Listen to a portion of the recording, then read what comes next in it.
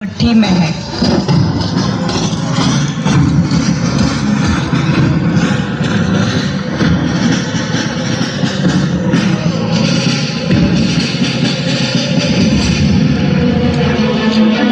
यही है anther rifle, दुनिया की सबसे अच्छी राइफल है। तुम्हारी राइफल से 5 गुना ज्यादा शक्तिशाली है।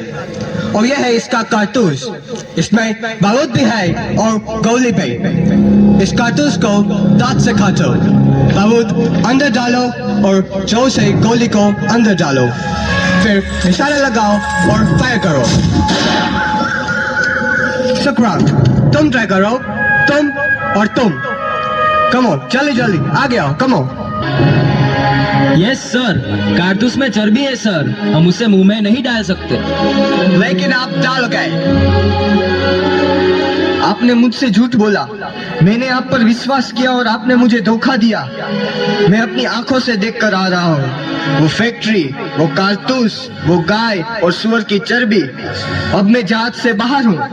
आपको पता है इसका मतलब क्या है? ना मुझे कोई छुएगा, ना मुझसे बात करेगा, ना मेरे साथ खाएगा। यहाँ तक कि मेरे मरने के बाद मेरी चिता को कोई आग भी नहीं देगा। अछूत हूँ मैं, अछूत। और मेरी बात सुनो मंगो, मुझे मालूम नहीं था। साहेब, आज तक आपने हमारी वफादारी देखी, अब हमारा गुरूर देखिए। अब देखिए साहेब, ये कारतूस ऐसा फटेगा कि कंपनी सरकार की धज्जियां उड़ जाएगी। अपनी पिस्तौल वापस लीजिए कप्तान साहेब, आज से हमारी दोस्ती खत्म।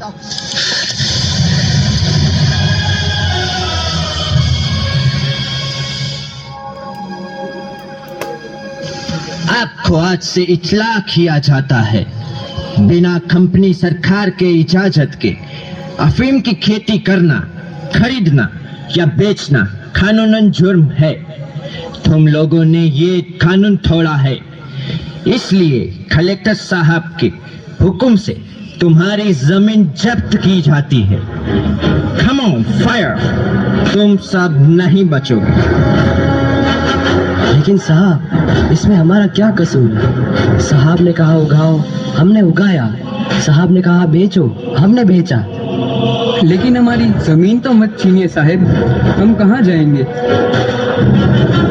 रहम करो साहब, रहम करो, रहम करो साहब, रहम करो।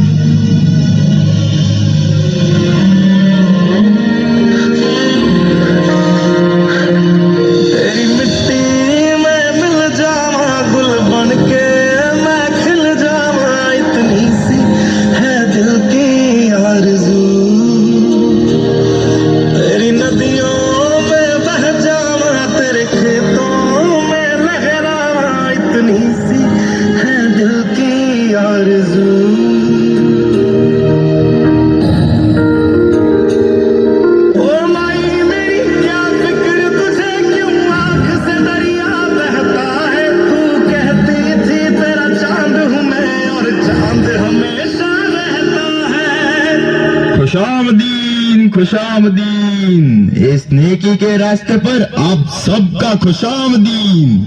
हम पेशवा नाना साहब के खास दूत हैं। मैं अजीमुल्लाह और आप हैं मराठा सर के सेनापति तात्या तोपे। तशरीफ रखिए। यहाँ तक आने की कोई खास वजह?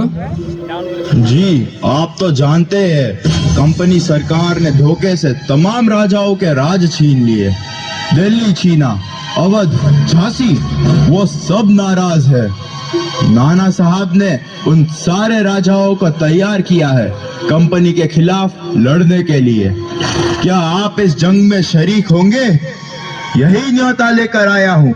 हा हा हा, न्योता? कोई दावत है क्या? इन सब राजा नवाबों को हमने देख लिया है। आपसी झगड़े और अय्याशियों में अपनी अपनी रियासतें कंपनी सरकार को बेच खाई है।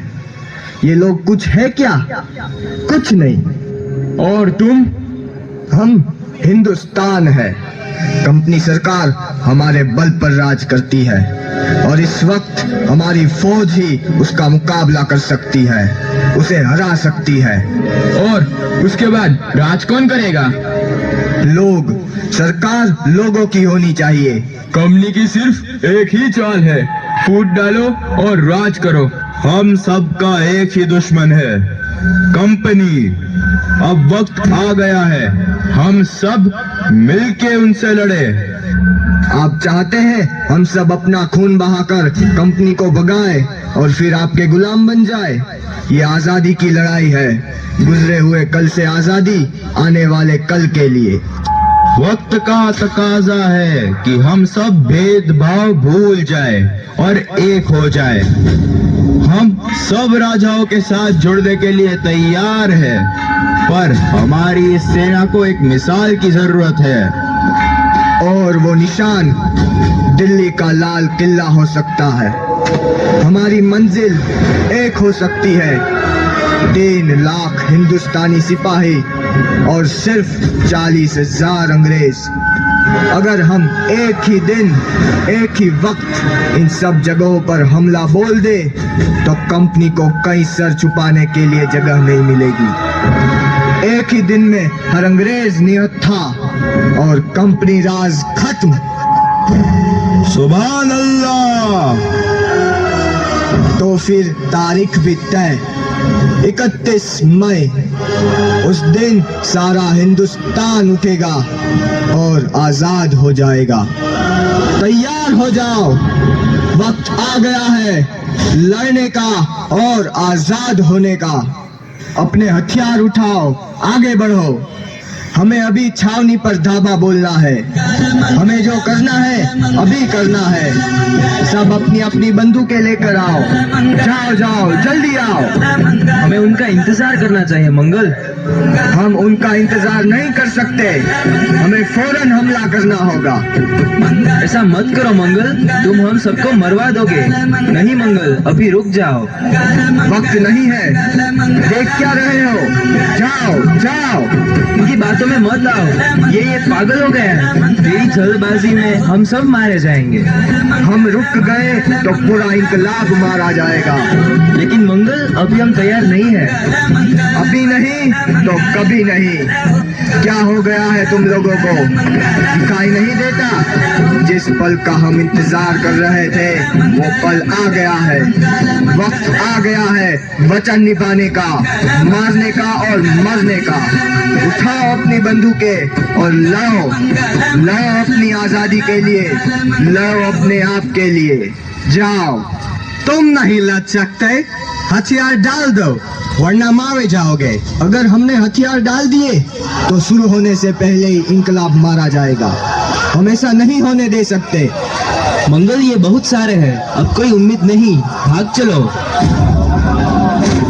हम जीत नहीं सकते मंगल। हम जीतेंगे, चाहे 100 साल लग जाए। जाओ, सबको खबर कर दो, आजादी की लड़ाई अब शुरू हो चुकी है।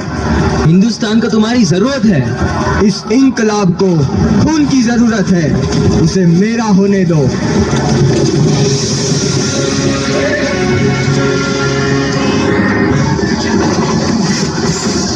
मैंगो पांडे, सिपाही 34th रेजिमेंट, मुकाम बारकोट के तहत तुम्हें ईस्ट इंडिया कंपनी की फौज में बगावत और सरकार के खिलाफ साजिश के जुर्म में कैदी करार दिया गया है। फैसले के मुताबिक तुम्हें सजा ए मौत दी गई है।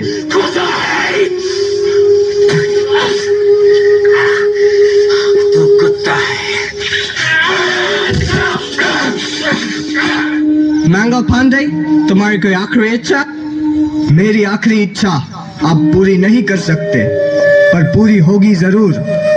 मेरी इस कुर्बानियों को जाया मत समझना, जो एक रोशनी लाएगी हमारे आने वाले हिंदुस्तान के लिए। हमारा अपना संविधान जो हमारी परेशानियों का समाधान होगा। एक आजाद भारत का संविधान। तब तक के लिए अपने अंदर के आग को बुझने मत देना। आपसे आपसे फिर मुलाकात होगी किसी और रूप में।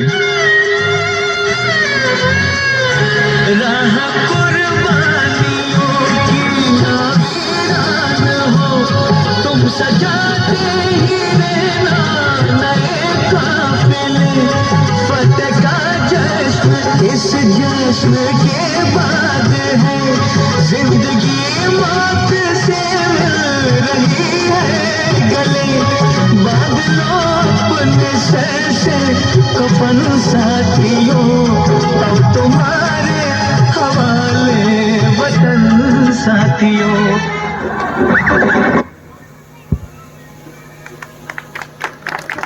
जी ऑडियंस, इन बच्चों के लिए जोरदार तालियां तो बनती हैं।